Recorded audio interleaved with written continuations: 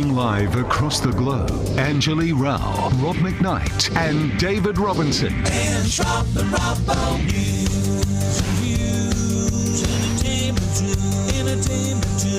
It's the Ange, Rob and Robbo, Ange, Rob and Robbo Show. Welcome to the Ange, Rob and Robbo Show. Hello and welcome indeed. Anjali Rao and David Robinson are standing by to talk the hot button issues of the day.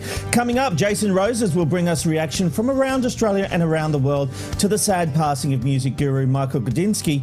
Plus, we'll meet one of the most famous comedic groups in Australia, and you've probably never even heard of them. But they're also selling out big time stadiums. It's huge. But first, let's get into our hot button issues of the day.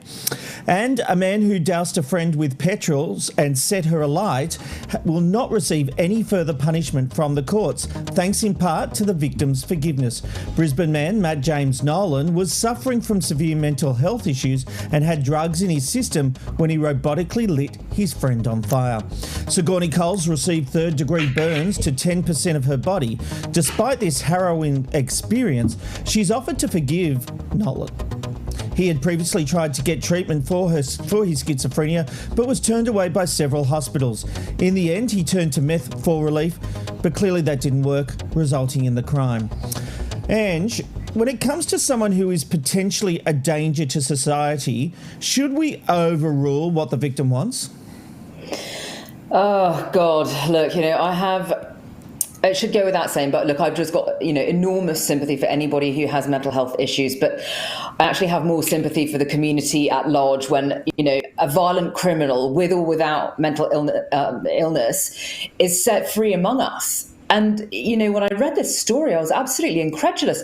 Since when do victims decide sentences for their attackers? I understand victim impact statements that might make a difference. But for the court to choose no further time for this guy shows that in this case, they let the victim do their jobs for them. From everything I've read, Matt Nolan needs to be put away in a secure facility, not prison, a proper, dedicated, secure facility for mental health for a long time so that he doesn't do this to anybody else. And, he's already shown that if left to his own devices, he's not up for taking meds. So, Sigourney Coles, she can forgive him as much as she likes. And I suppose that's great and magnanimous on her part.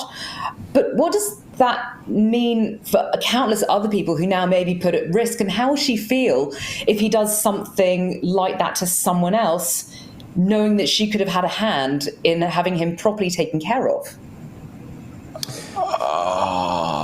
Robbo, it's a hard one because he did try to get treatment for his schizophrenia and was turned away by several hospitals. That's exactly right. I'm afraid I disagree with Ange. I think that, yes, he has been violent, but as the judge said in his sentencing, or rather in his judgment, that he has responded very, very well to the proper treatment that he was so desperate to get, leading up to the attack. I understand that he... look, I don't want to see him being put away. I'd like to see him on a monitored leash, if that's, to take away from that short leash phrase. But I just think that when you haven't had treatment, you're resorting to meth, hospitals have turned you away, you clearly have self-identified that you need some help, didn't get it, your mental health is now getting in the way of your life, and then something like this happens. I think he has responded very well to treatment. Obviously, he should be monitored, but I don't think that he should be locked up. And I do think that having the victim say that she forgives him, that she understands, I think that is important in the judgment. Yeah, I'm a bit on the fence of this one. I like the idea that the victim, this is a friend, she understands the issues, and so she's asked for leniency to be shown. But I do think there's a bigger issue here for public safety, and I don't think it's as easy as saying don't do it again. There is a mental health issue here, and it needs to be dealt with under the Mental Health Act. And I think at the end of the day, the risk to society is too great. I think it really is, okay, Robert. So me too. And there's many people throughout the community who have mental health issues. I understand that not all of them attack people. Some of them do. Our producer, Abby, who has worked in this kind of field, has, been near attacked herself. I don't think that she would, and not speak on behalf, but I don't think that she would expect that all of those people get locked up. I think that he didn't have treatment before he did this. He has got it now. He's responded brilliantly to that treatment.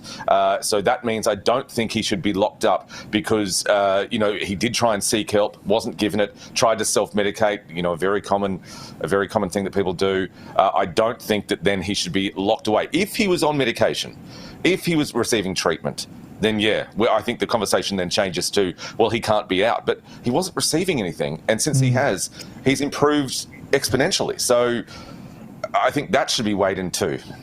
Look, I'm not saying that the system isn't to blame in part as well, Robbo. Even one of the top stories out today was the outcome of the Royal Commission into Victoria's mental health system, which is just so utterly broken. But we see these similar failures over and over again across the entire country in this sector. And Brisbane's mental health system massively dropped the ball in their duty of care to Matt Nolan and to the wider community when they turned him away. I'm not denying that whatsoever. But at the moment he is being closely monitored, and so he has responded under that sort of very strict parameter, one would have to assume. But presumably that won't always be the case. So he gets let out into society. I'd be pretty damn scared if I was living there. Yeah, I think to wrap this up, I think at the end of the day, if the treatment is working, I'm more comfortable with him being out in the society. I agree about the treatment factor. But to take issue with one thing you said, it's different to have an attack and have someone put on fire. I think that is a big difference, but if he's getting the treatment and he's responding to it, I am comfortable with that. Let's move on, because the behind closed doors lifestyle of two US parents has led to their children being expelled from their school. The secret life of Tiffany and Chris Poindexter was discovered on porn site OnlyFans by a fellow parent. Here's Mrs. Poindexter with more details. About 7 months ago, a dad in the neighborhood found it, and of course, kind of hot gossip. And he told his wife, and they thought it was, really good gossip. And so they decided to take my pictures and spread them around. I was getting text messages. I was getting voicemails. Actually, I have a good voicemail from a dad, really laying into me about how disgusting and disturbing I am, how I should pack up and move out of town.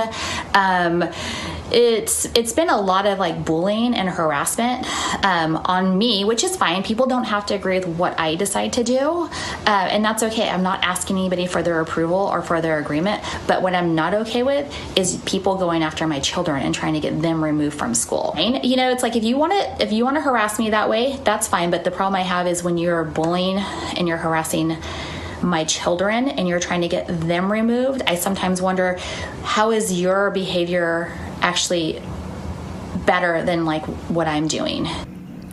Well, their children are said to be very upset and confused by the school's decision. The couple rake in almost $200,000 a month. I've got to say, Robbo, I'm really glad people haven't found my OnlyFans page, which is onlyfans.com. Rob's got his bits out.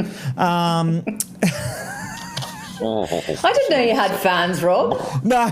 It's like a MySpace account. No one's visiting. Let me tell you.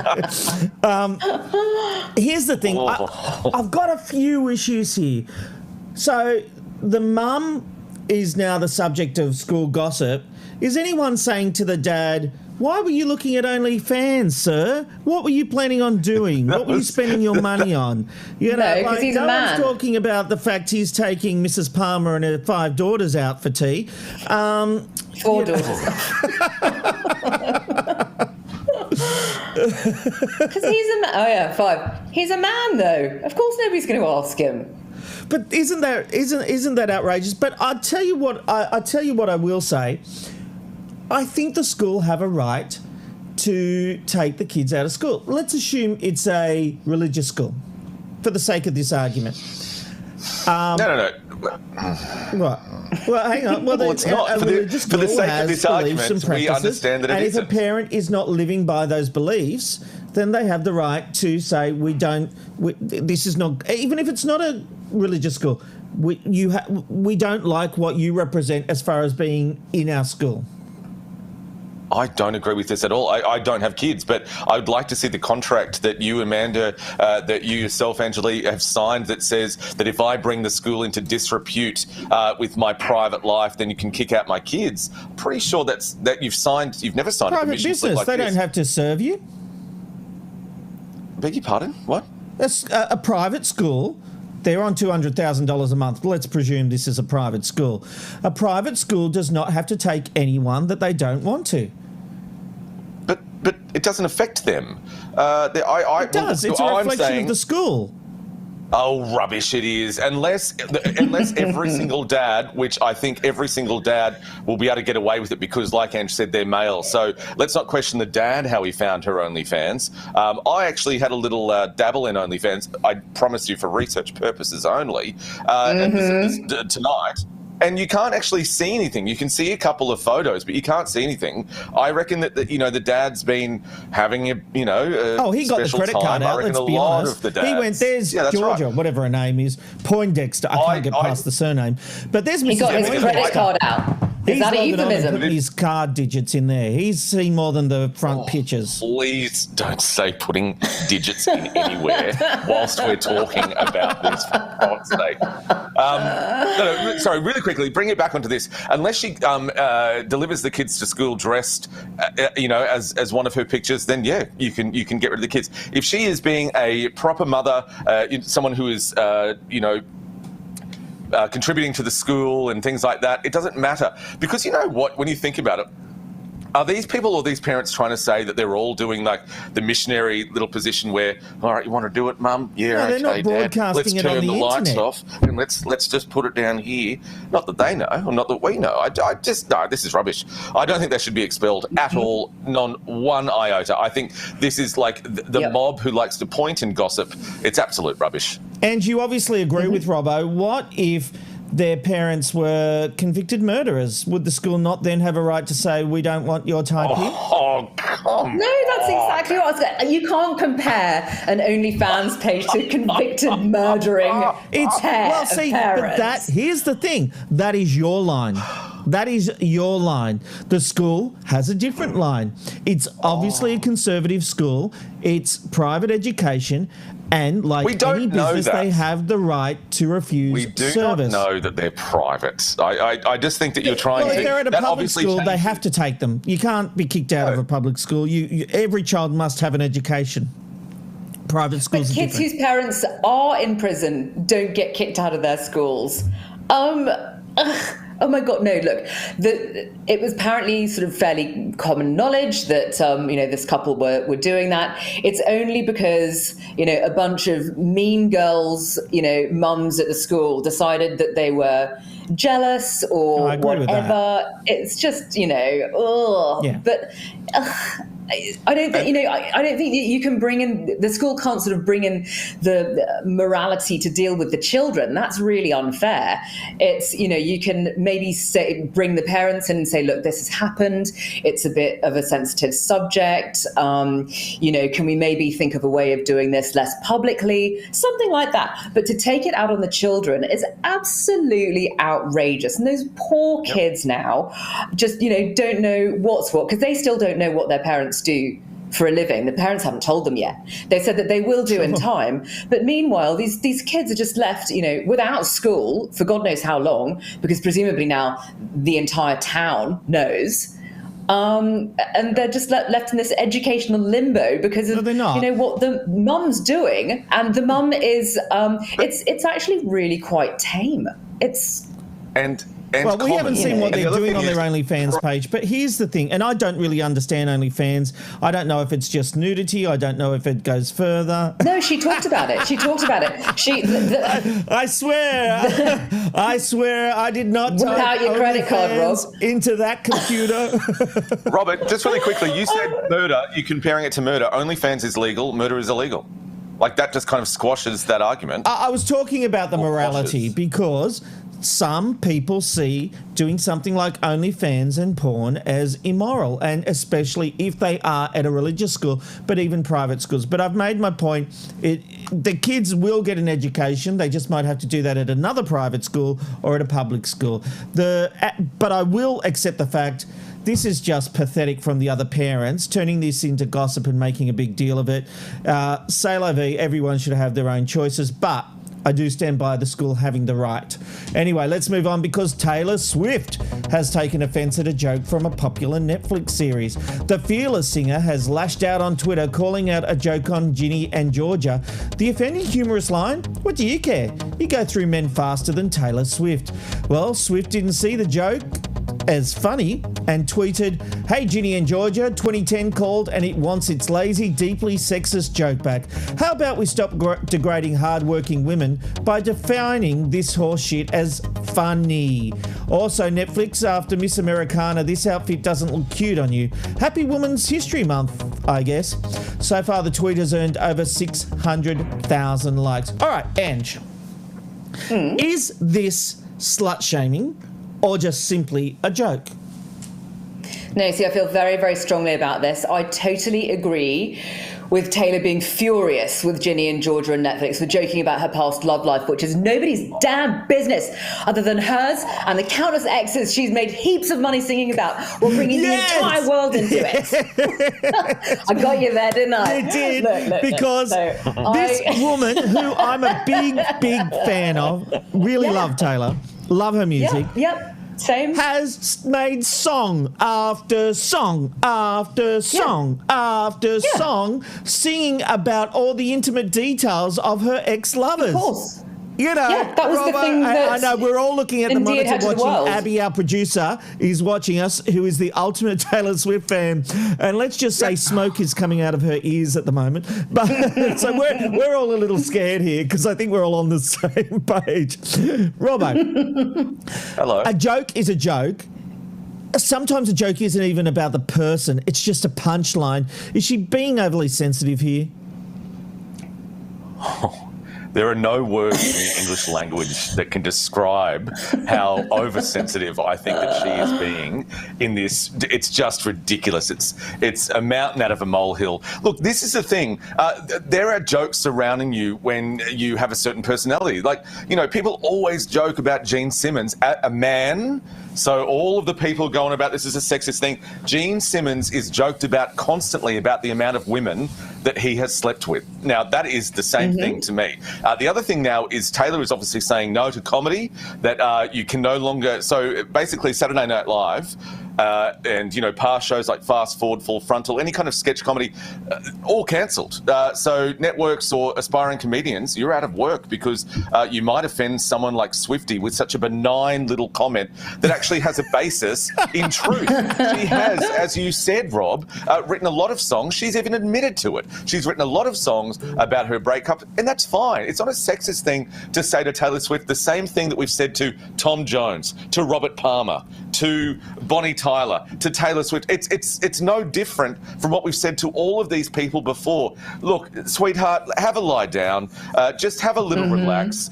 Count your money. Look at your Grammys. Just have a little chill out. Stop being so hysterical and just enjoy the fact that you have a wonderful career. You're brilliantly talented, and there are no reasons for you to get your knickers in a twist over something that is just so silly. Yeah, and can I ask a question? And the age, wait for the feedback in the age of feminism, is slut shaming a thing? I missed whatever joke Robbo said, and I think I'm glad I did. No, was it a little risque? I think when I started calling her sweetheart, I think that was the moment where I lost everyone. Right. Including when Abby, what I want to ask, Ange, sweet cheeks, is slut shaming... Jesus. Is slut shaming even a thing anymore? You know, like... Do we actually care if women have had a lot of partners? Like, aren't we in the age of equality where it's fine if whoever sleeps with whoever, as long as it's consensual, it's all fine? Yeah. No, it's not like that at all, and I don't think it ever will be. If you're a woman and you know, you didn't marry the first person that you were with and lose it on your wedding night and stay with that person until either, you know, he or you died, then you're a slut. I don't subscribe to that theory at all. I promise you. Plenty of people absolutely. do. I swear, plenty of people do. Yep. And, I've had it leveled at me plenty of times.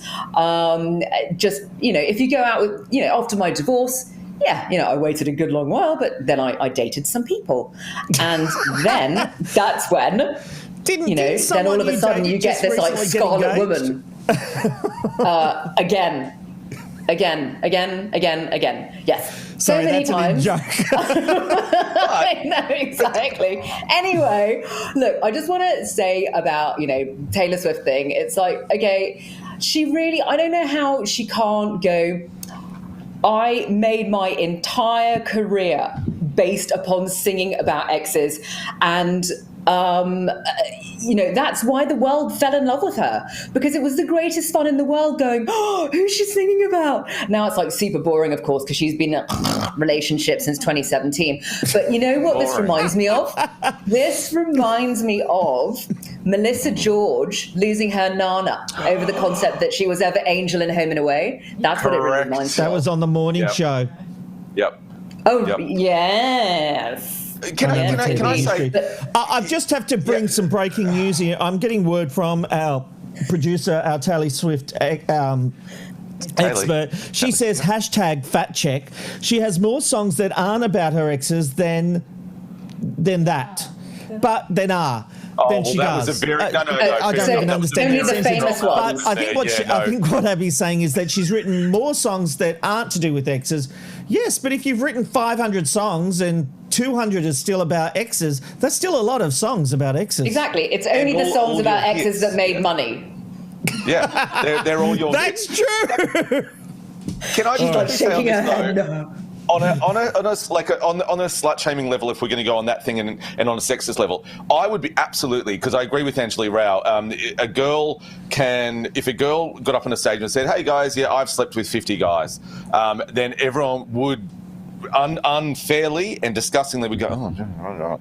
If you get a guy, guys, I've had sex with 50 girls. Oh, yeah. Even the girls kind of weirdly high five. That's unfair and that's disgusting. And that shouldn't be allowed. Hold on a minute, Rob. Hold on. That's really disgusting, really awful. Absolutely, we still do that. I think it's really sad. I think that girls still slut shame other girls. I think boys absolutely slut shame girls. That's really offensive and really, really terrible. I think what this argument does and what Taylor Swift does is misfires on an argument. So we've got a blazing inferno over here, but we've got a little match fire over here. She's decided to flick all of her little power over the moment to this match fire when we've got a blazing inferno. If the joke was, oh, well, geez, at least you're not a slut like Taylor Swift, or at least you're not loose like Taylor Swift, that's offensive. Yeah. And that is, then taking away from her right as a human being to have sex with as many people as she wants. But there is an idea in the world that Taylor Swift writes about her love. Adele does the same thing. Men also do the same thing, as I said before, and they get the same amount of attention. I just think it's misguided. Yeah, I think you're right. Let's move on. Don't often say that. I'm in a bit of a flux, I've got to say. But what I liked is that you couldn't say the A word. You went, well, you couldn't actually say agree. So we've come a long way. I agree with you, Robbo. All right, let's move on. Because if you want to see a dolphin in captivity, your only choice is now on the Gold Coast. The New South Wales government passed legislation last week banning dolphin shows, plus breeding and importing of the mammals. Currently, there are only 3 dolphins in captivity in the state. They were born at the park in Coffs Harbour and will be cared for until they pass away. Look, we all believe in looking after animals, but what do you think, Robbo? I mean, I look at what SeaWorld does, and they look like they really care for the animals up here on the Gold Coast. And as a spectator, it's always fascinating to go and see the dolphins doing their thing. They have breeding programs. Do we want to take away all dolphins in captivity, or is that the way forward, or is it something we should continue to do? I think I've always been of the belief that as long as the animals are taken care of, and as you said, animal husbandry in the world has grown so much, and is under such a microscope by both industry groups and government as well are also very big on checking that the animals that are in care are looked after. I worry humans are a fickle beast. I think that if the idea that you can't see animals like this up close who need our help in the wild, then that might cause a bit of a drop-off in that support. That's what I worry about. I think, as you said, SeaWorld especially has SeaWorld Rescue. They have massive breeding programs. I worked for a TV show that was based there for a long time. They're very serious about the way they care for them, and it's important, and it's all about education.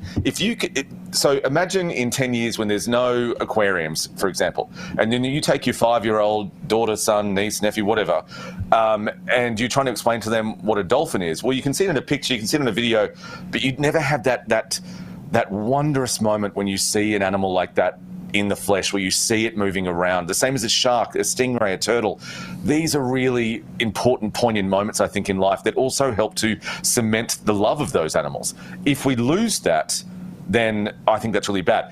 Of course, we should shut down backyard operations and, shitty places that don't care for it. But I think as a whole, I don't think this is great for where we all want to be. Yeah. And look, Ange, the thing about dolphins is they taste great. They taste like tuna. I've got to be honest. Dylan, I think it was Dylan just said that on the feedback, and I stole the line. I just thought it was too good to wait until we got to the feedback, so I stole it. I do, but yeah, it was Dylan? I'll find it and I'll credit the right person, but I thought it was very funny. Hilarious. What's your take on this, Ange? Look, I'm absolutely thrilled that, dolphin shows have been banned, and I hope that they will be across the world one of these days. That's just the right thing to do. Really? Yes, absolutely. You only have to watch. I don't know whether either of you have seen any of those incredible documentaries like The Cove or Blackfish. Yeah. Oh, my God. All you need to do is watch The Cove and Blackfish to know how deeply, deeply wrong it is to do what humans have done to these animals over so many years. I agree it is important to fund conservation and rescue initiatives, but captive breeding, which is, what we're talking about here, has been proven to be bad for dolphins and whales for a long time now. They frequently die much earlier than their relatives in the wild, and, they're there to breed, and then most of them never breed because of the trauma that's caused to them in those environments. And, it's a lot to do with, they've got, obviously, as we know, very complex personalities and their normal social structures that they'd have in their natural environment, which means that the whole point of keeping them in that captivity is utterly moot. The thing that I'm just not really sure of, I understand that, science and research plays into it, but what more do we need to know that we don't already from, the enormous amount of research that we've done into these animals and, kept them, so no matter how free that, how much freedom that we think that we're giving them, it causes them huge trauma, huge distress. And I just don't want to have any part of that. If it means that, my kid can't go and see a dolphin in captivity anymore, I'm okay with that. Yeah, I kind of want to revise my position, and you've kind of turned me a little bit on that. I agree. I don't think dolphin shows are the answer, and I should have mentioned that before. So, yes, I know that you're also mentioning dolphins in captivity, and I totally respect your position on that. I also welcome the idea of no longer having shows with dolphins or orcas, doing tricks and seals with the balls on their nose. I absolutely don't think that's got really any value.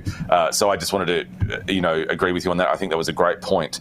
But hang on, isn't the value that people go to places like SeaWorld and they watch a dolphin show, and I'm going to have to take you at face value on the psychological impact. I don't know that, but Andrew, I trust you.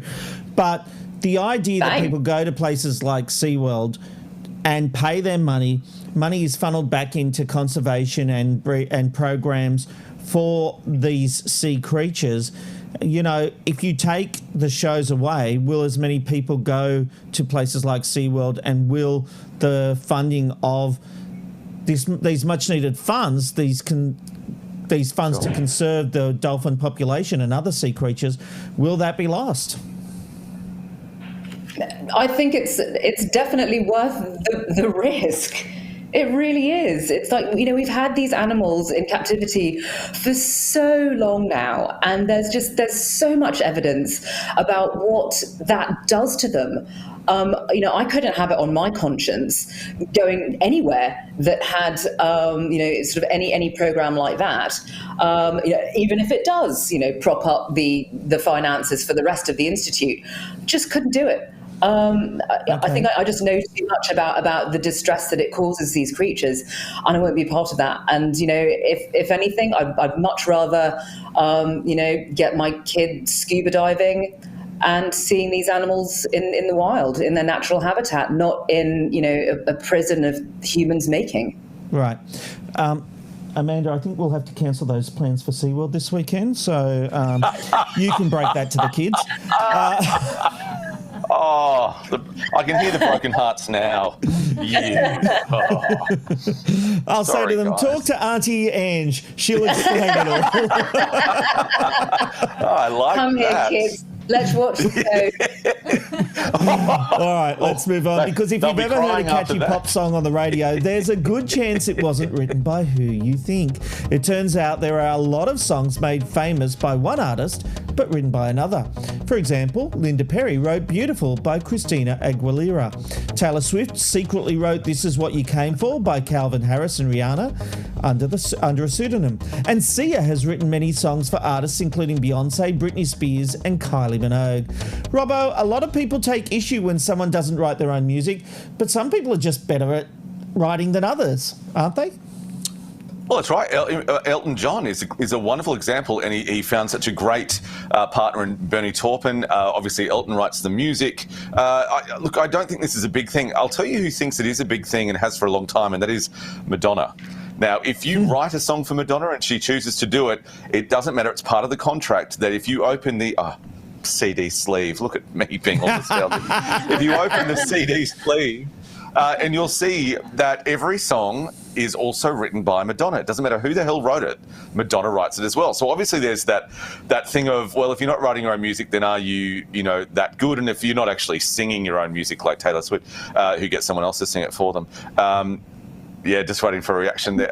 But no reaction, Kat. Well, it's funny you say that. I was going to bring up the Madonna thing as well, because, yes, it's part of the contract that if you want Madonna to use your song, she has to get a co-credit, even if she's had no input. It's a really interesting thing. And then you've got people like Taylor Swift who do actually write their own songs, yes. And, very, very talented.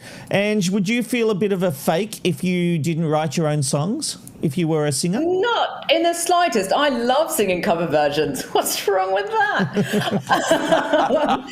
I want to go to karaoke with Ange. Absolutely, let's do it. It'll be so good. Robbo, if we ever go karaoke, you have to sing especially for you with me. Oh. Don't break Jason's heart now. Don't stop saying that in front of the others. Hey, look, there's a lot coming up. Jason Roses will have the latest in entertainment, and the world is reacting to the tragic death of Michael Gudinski at just 68. So we'll find out how the news went down and see some clips of the news breaking here in Australia and around the world. There's some footage as David Campbell on Today Extra delivered the news with Richard Wilkins, and it's a very emotional moment, actually. We'll also meet the comedic group that you've probably never heard of, but they sell out stadiums right here in Australia. But first, let's head over to Ange for the latest news headlines. Indeed, Mr. McKnight. So getting you up to speed right now with some of the other big news-making stories this Tuesday, March the 2nd, 2021. Well, updating you first off on a topic we discussed on the show last night, with the minister at the centre of a historical rape claim, saying he will out himself in a bid to clear his name and end the scandal plaguing the Morrison government. That follows a decision earlier today by New South Wales Police to drop the case, citing insufficient admissible evidence. Police now consider the case, which is over 30 years old, closed. This is a photo has emerged of the minister and his now deceased accuser, showing them together on the night of the alleged rape. Scott Morrison says the unnamed minister vehemently denies raping the then 16-year-old in 1988. Queensland Emergency Services are hoping the worst of the wild weather is behind the far north, as they tackled the destruction left behind by Cyclone Niran. The SES was bombarded by almost 130 call-outs in under 48 hours. Most of them in Cairns, where 100-kilometre winds felled trees, power lines and landed on homes, some having had their roofs ripped off. The bomb predicts the Category 1 system will stay well offshore before eventually heading south. Three-time Grand National winning trainer Gordon Elliott has been banned from racing horses in Britain, while authorities investigate an image of him grinning as he chatted on the phone while sitting on a dead horse. A warning that the picture we're about to show is graphic and may cause distress. The horse had reportedly died of a heart attack while galloping. The 42-year-old Irishman has apologised for the incident, saying he acted without thinking. Elliott's principal owner is head of Ryanair, Michael O'Leary, who said upon release of the photo, "Everyone makes mistakes." In the market for a new motor? If so, look no further than the Kia Sorento, which has taken out top gong at the Car Sales Car of the Year Awards for 2020. The South Korean SUV beat the Porsche Taycan and the Land Rover Defender to clinch the title. Judges evaluated the cars across categories including safety, technology, design and innovation. Geared for families, the 7-seat Sorento won thanks to its generous features, safety specs and its stylish design. And it's always a happy news day here when we get to report on an influencer being smartly shut down, which is exactly what happened when one of them tried to persuade a London restaurant to part with not one, but 6 complimentary meals for him and his mates in return for instant publicity, blah, blah, blah. Anywho, the eatery agreed, giving Freddie Freeloader the address to collect his food, even supplying directions when the influencer got lost. Restaurant staff kindly assisted, asking, "Okay, do you see the police station?" To which he replied, "Yes, I see it." "Magic," answered the long-suffering server. "Go in there and report yourself for crimes against the hospitality industry." Scoreboard. People with proper actual jobs, 1. Entitled talentless work-shy grifters, 0. Tomorrow's weather now. It'll possibly be windy in Cairns. Rain at times and a top of 30. Brisbane's in for a shower or 2 and 28. A possible early shower for Sydney and 23. Canberra will be partly cloudy with a top of 23. Mostly cloudy in Melbourne and 18. 18 also and cloudy for Hobart. Lovely in Adelaide where it'll be a sunny 26. Showers and a possible storm for Perth getting to 26. A sunny scorcher for Alice Springs and 41 degrees. Partly cloudy and 33 for Darwin. Now then, I think it's high time we brought in the delightful Jason Roses for a hit of entertainment. What say you? Thanks, Ange. Coming up in my entertainment report, how Australia and the world has reacted to the sad passing of music guru Michael Gudinski, who died at the age of 68. One of Channel 7's biggest rising stars has been axed from SAS over controversial social media posts. The former expert from Married at First Sight drops a major bombshell on why she wanted to leave the hit show, and Disney makes a huge announcement that will change the way we watch movies forever. The entertainment report is just 10 minutes away, but first, here is Robbo looking sexy as ever. Oh, you get out of here. Whatever. Shut up. I don't even know. I've got to tell you, I didn't even listen to most of that because I was just lost in your eyes. I was lost in your handsomeness. I didn't even, So I'm excited about hearing about entertainment, but oh my God. I'm sure it won't live up to you and how beautiful you look. Jason Rose is coming up with entertainment. Either this is the greatest love affair we're ever going to see, or it's harassment, and I'm not sure who's harassing who. Yeah, that's right. It's definitely not. All right, Robbo, it's over to you.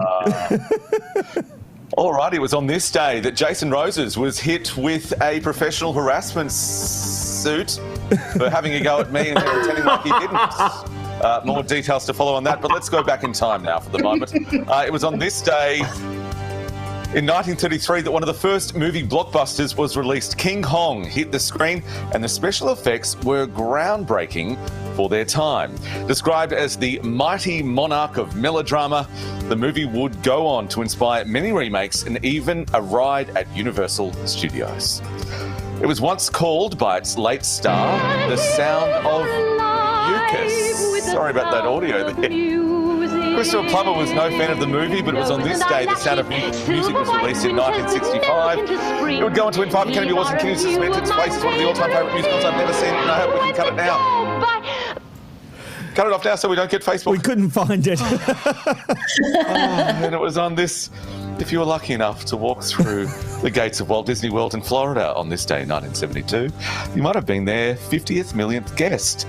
Ticket sales have grown since then. In 2018 alone, the Mouse House welcomed 58 million people in just 1 year. Apologies to everyone for that bad audio, but isn't this vision fantastic? On this day, what a wonderful segment. Rob McKnight, back to you. I'm in the mood for some sushi. Oh, you're about to get it. Thanks, Robbo. Well, they are one of Australia's best comedy exports, with their latest tour quickly selling out around the country. Sooshi Mango and their various characters have become viral sensations. And they join us now. Joe, Carlo and Andrew, welcome to the Ange, Rob and Robbo Show. Good evening. Hello, thank you for having us. Hey, guys. Look, it's an absolute pleasure. You guys are so successful both online and on stage. You're the first Australian comedy act to do more than one show at Rod Laver Arena. That is a big, big venue. On your last tour, you sold out 33 shows across the country in huge theatres. What is it about your comedy that people connects with? Well, we just pay everyone cash to come, you see, Rob. We've got big families, so we fill the theatres that way. Fabulous. That's very smart, because that sort of answers my next question.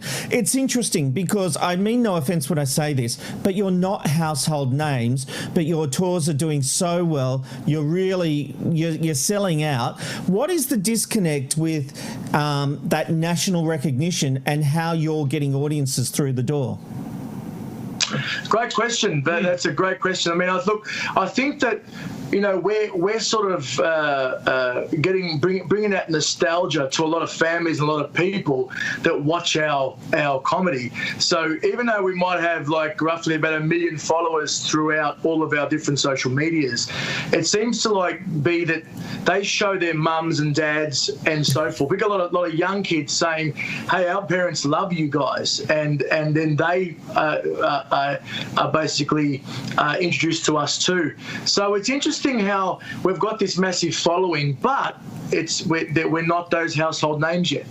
Well, I guess being a household name means you'd probably have to be on the mainstream TV networks, and I guess we just haven't quite got there yet. I'm not sure if we probably want to get there, but if it's for our brand, but I don't know, something's working and we're going to run with it. Well, look, yeah, something is definitely working. I was just going to say, do a few tweets about the Ange, Rob and Robbo Show for me. Hey, Cash, you get what you get good things when you pay Cash for the Sooshi Mango. Yeah, unfortunately, we have no budget, but anyway, whatever. Now, boys, tell us about your comedy, because from what I've seen, and my takeaway is it's very character-based comedy. It's almost reminiscent, and I hope this isn't a diss, of the Comedy Company and fast forward how they the actors used to embrace characters. Yeah, well, look, it's just honest humour, and we try to remain respectful to the characters they represent, which is obviously family, friends, and people we grew up with. It's reminiscent of some of the comedy club type feel, and we grew up on that stuff. So it's all sort of mishmashed in our style anyway. So look, we just try to keep it raw and honest and respectful and have a laugh with it, you know. So yeah, there's no disrespect in comparing us to those fast forwards and the comedy companies and all that kind of stuff, because that's what we're inspired by, you know, that kind of humour. And we grew up watching them, you know. So to be put in that pool of comedians and comedy is actually amazing. So, but it's also about like you said, the characters that we play. It's not, it's a homage to these people that have been in our lives, you know. And people say to us a lot, where do you get the material from? Well, we lived it, you know. We actually lived through some of this stuff. Okay, we put the comedy spin on it, but you know, we lived through a lot of that traumatic experience. And I'm sorry to laugh underneath your answers, but I'm watching the overlay, and even just some of the visuals are actually making me laugh. But Look, in case people don't know you, let's have a look at one of your most popular videos. This has had almost 1 million YouTube views. Just a few more than us. It's called Things Ethnic Dads Say. Let's have a look. Oh, if you don't like this house, get out! Pooh, you bastard! Are you done? What are you done? When I started work, I was 4 years old. Look how big is my tomatoes! When I was your age, I worked 10 days in 1 week. Now don't talk to your mother like that. You treat the woman like she's a queen, eh? Maria, shut up! Look at my fresh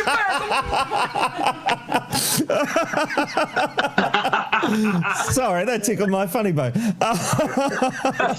real funny watching that stuff back, actually. I haven't watched it for a while. It's, yeah. But So you what's still funny get is on YouTube, enjoyment? on YouTube, that's had 1 million. On Facebook, it's almost up to 8 million. Oh my God. Like, yeah. It's crazy how we grew on that channel, and then the rest of them all sort of followed, and it's been an amazing experience so far.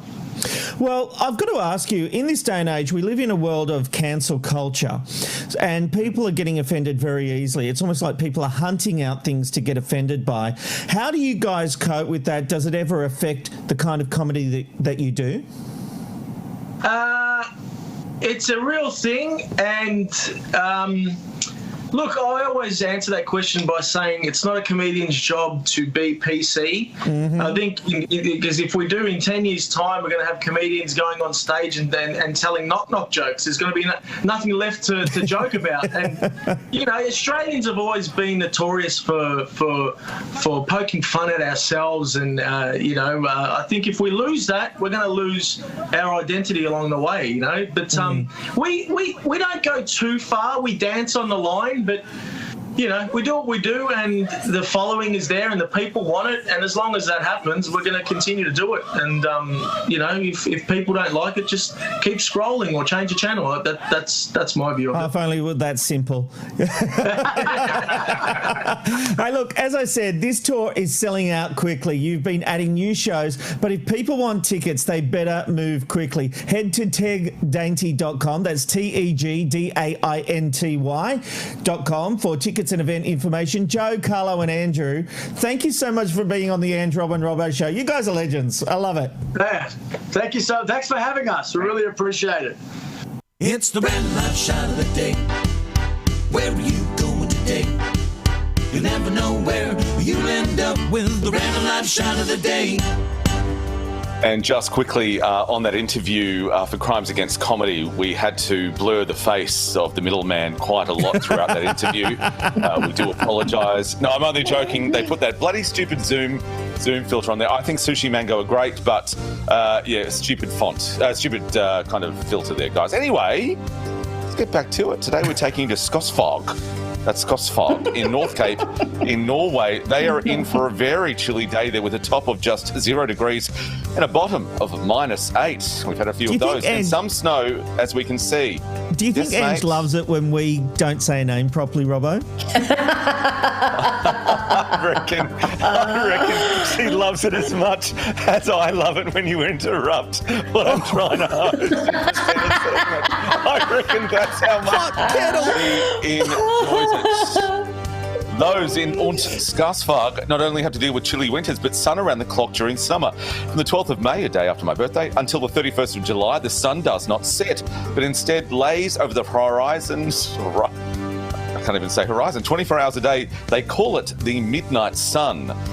Let's get to some feedback here on the Ange, Rob and Robbo show. Big Brother Oz says, are Robbo and Jason the next secret couple for the next MAFS? Lol. Looking forward to the wedding night if that's true.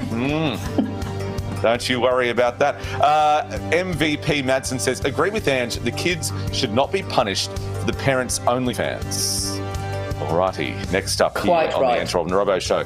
Mary Matthews says, men sing about all their ex-lovers too, but for some reason it's still bad for women to do this. It's a poor taste joke. And that's from Mary Matthews there, talking about Taylor Swift getting outraged and offended. Jason Turn... Oh, I have an only... Okay, so I've learned my lesson. I've pre-read part of that. I have an OnlyFans page. It features photos of exhaust fans, ceiling fans, pedestal. The one that I kind of half pre-read and prepare myself for is a joke. It's so good. Thank you, Jason. That's brilliant. This was the joke I stole. Purple Reality says, I love dolphins. They taste like tuna. So it's bad joke. Well, it wasn't bad enough for our little friend Robbie McKnight. He stole it. Thank you to Purple Reality there for that wonderful thing. Dylan says, Auntie Ange won't be the favourite aunt in the McKnight household now. Because she can't go to SeaWorld. Tell them that they can't go to SeaWorld. They can't go anywhere. You can't leave the house. Nicole Motley says, who sang for Milli Vanilli? Lol. About 800 other people. Yeah, that's right. Beck says, Jason, are you and Robbo together? Not yet. I mean, no. The answer is no. It'd be great if we could hear Jason because he giggles at my jokes. Can I get him? I don't like that joke, actually. I've heard that in the bedroom before. And finally, for any other feedback, I guess not, because if we... no, okay, well, you can... contribute to the show and have your say. You can find us at the ARR Show on Twitter, Facebook and YouTube, or at Robbo on Twitch, Instagram and TikTok. And now it's back to Dickie Nee. I saw his little head. What's wrong, buddy? I'm just a little scared. I don't want to interrupt you again. I'm scared, Robbo. No, we're all having fun. It's just a joke. Right. All right, Taylor Swift. I will never interrupt you again. I feel like Bart Simpson. I should be writing that on the wall. Oh, stop it. We're having a good time. But we'll talk about it after we're off air. Oh. Hey, look, it's time. Yeah. Just did it again. We'll hear about it in the I was trying to say it's... I was throwing back and then he talks. I mean, what am I... No, I'm kidding. All right, it's time for a hit of entertainment with our good man, Jason Roses. Robbo, try to keep it in your pants. Jason, let's get serious for a moment because it has been a very sad day for the Australian music industry. Yeah, it's been a very sad day, Rob. The man who basically took Australian rock and pop music to the world, Michael Gudinski, he's died at the age of 68. Now, this is a man who had countless #1 singles throughout Australia and New Zealand. He's the man who took a punt on Kylie Minogue and topped the charts with her single, I Should Be Lucky, in January 1988. Let's just take a look back at an iconic moment when he was surprised by This Is Your Life. Well, I guess we had the idea of doing a big concert for the start of the 25th anniversary, but we really couldn't get the sponsorship, so got the money to do it. Michael Gudinski. I told you I was too young for this. How could you do this to me? This is my first love. Now, some of the biggest names in music, they have obviously come out and shown their love and support for a man who was a legend in Australian music. Let's just read out some of the tweets. Kylie Minogue has come out and said, Michael Gudinski, a legend, legacy, love. A titan of the music industry, one of a kind and forever family to me. My heart is broken and I can't believe he's gone. Irreplaceable and unforgettable. I'll always love you, the Big G. Jimmy Barnes, he's come out and said, today the heart of Australian music was ripped out. I felt it, my family felt it, the music business felt it, the world felt it. Michael Gudinski was not only the heart, but he was my friend. Bruce Springsteen, I've toured the world for the last 50 years and I've never met a better promoter. He was loud, always in motion, intentionally and unintentionally hilarious and deeply soulful. He will be remembered by artists, including this one, from all over the world every time they step foot on Australian soil. And the Foo Fighters, thank you, Michael Gudinski, for giving us and countless others the best night of our lives.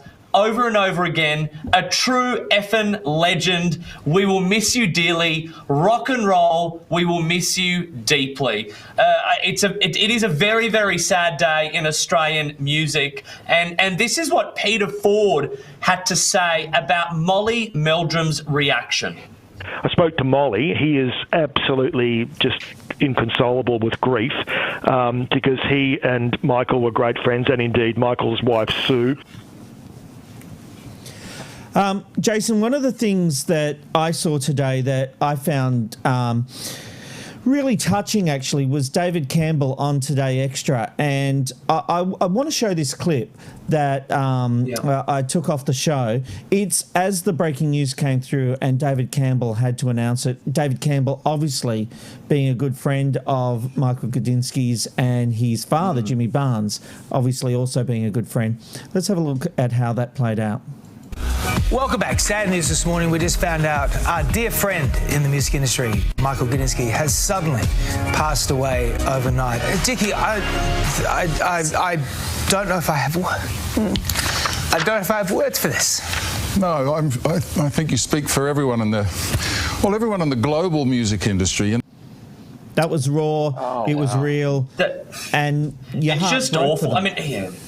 Well, he is someone who founded the careers of just so many artists that we know and love today. Kylie Minogue certainly being one of the biggest. So it is a very, very sad day in the music industry, that's for sure. Do you know, the thing I would say about Kylie Minogue and Michael Gudinski is the fact that Kylie wasn't liked.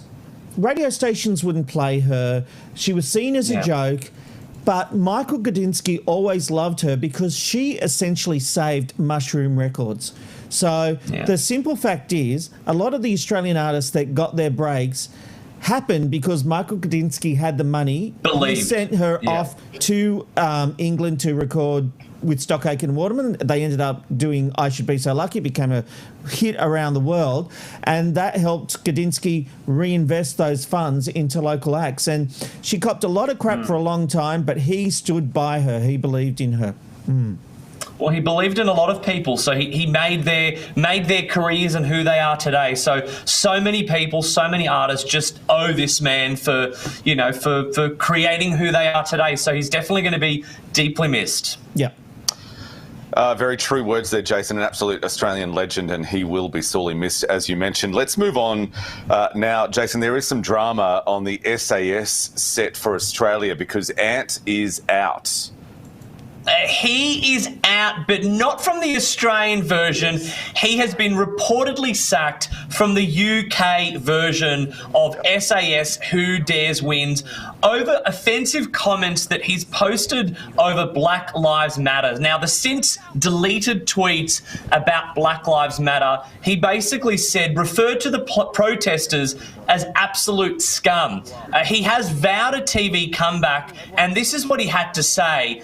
After 5 years on the show, it just felt like I had achieved everything I could with the format. It's been a brilliant experience being on that show, but I'm honestly happy to let some new blood come in. Now, obviously, the confirmation of him being sacked from the UK version did leave a lot of question marks. Was he still going to retain his role in SAS Australia? But I can confirm a Channel 7 spokesperson has come out and said the following, that Ant Middle and his fellow direction staff, Mark Billy Billingham, Jason Fox and Ollie Ollerton, will be returning for the second season of SAS Australia, which is currently in pre-production. Now, a TV insider I spoke with basically said that whilst Ant was a great asset to the show, he made one too many mistakes. And this is probably the reason why he has been sacked from the UK version,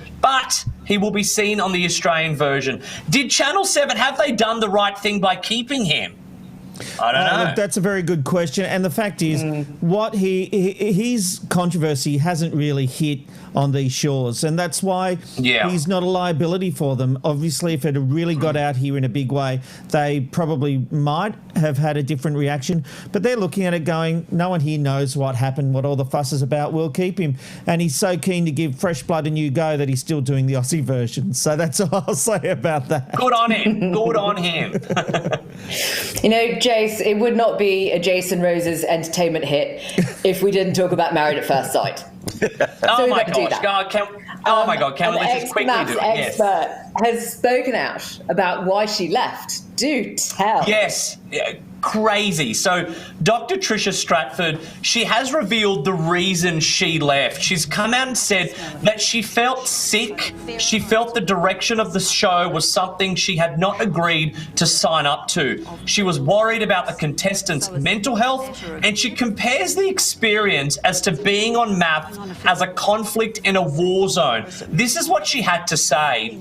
The participants we got in seasons 6 and 7 were so outrageous and outside the norm that it wasn't what I had signed up for. By the end of it, I couldn't compromise my professional and personal standards because there were participants on the show who I felt shouldn't have been there. Now, I know we had in the past experts on the Ange, Rob and Robbo show, and this is what John Aiken had to say about their interactions with the contestants. I really want to shake them up and call them out because they don't have a lot of time. And so if they're doing something wrong, we need to highlight that for them and then see whether they're going to pick the ball up and run with it. And in my experience, being light and fluffy doesn't work. So I just go really hard to see what happens. Now, guys, if I could just go back to Tricia's comments, obviously being on reality TV myself and being on Big Brother, I do agree with her because the mental strain that it takes out on the contestants, and for her, it wasn't about during the show, but it was actually about what happens to the contestants after the show. My opinion is that a lot of these reality shows, whether it's Channel 7 or Channel 9, there isn't enough being done when the contestants are out of the bubble. I mean, I know when I was in Big Brother, I would often, the highlight and the excitement, the exhilaration of getting out of those shows, it does come crashing down. And even though a lot of these reality shows say, oh yeah, we'll offer you a psychologist and support, it just doesn't happen. I mean, you're out of the bubble, everything dries up, and then you're basically left to fend for yourself. So I just think these reality shows need to take care of the contestants more, their mental health, because it's tough. Like, sometimes you come out of these shows thinking you're going to be like super famous, but then you're not. Yeah, look, here's the simple fact, and quickly, because I know we are running out of time, but the networks are taking a deeper duty of care. They are factoring in this because it is becoming a big issue. But the simple fact, anyone who thinks they're going to find fame on a reality TV show, only a few stand out. I'd say by the time the next series of Big Brother starts in March, who will remember any of the names from last season? Just think about it that way. Jason, before we quickly go... I was an MC at a pub, yes. Before we go, I just want to bring people up to speed with this. The way we watch movies is about to change, and this could mean the death of cinemas. Oh my God, it's going to be the death of cinemas. So the expert in the world, the CEO of Disney, he's basically come out and said that, yes, cinemas could be ending. He's come out and said the consumer is probably more impatient than they ever have been, particularly since now they've had the luxury of an entire year of getting titles at home pretty much when they want them. So I'm not sure there's going to be a going back to cinemas.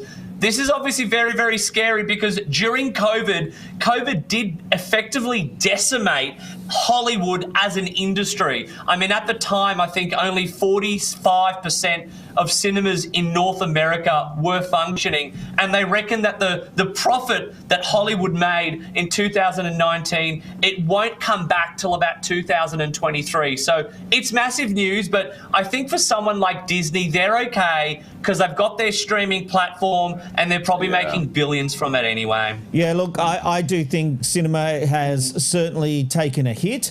It's on life support, there's no doubt about that, and people like watching movies at home. Guys, thank you very much. Jason, thank you very much. Very informative entertainment segment tonight. Good to see Love you guys. I dread to think what is going to happen if Robbo and Jason end up in the same city at the same time, but we can talk about that tomorrow. Thank you for watching the Ange, Rob and Robbo show. It's terrifying. Rao, David Robinson, Jason Roses. We'll see you tomorrow. Bye-bye. Bye. Rob the Robbo Show.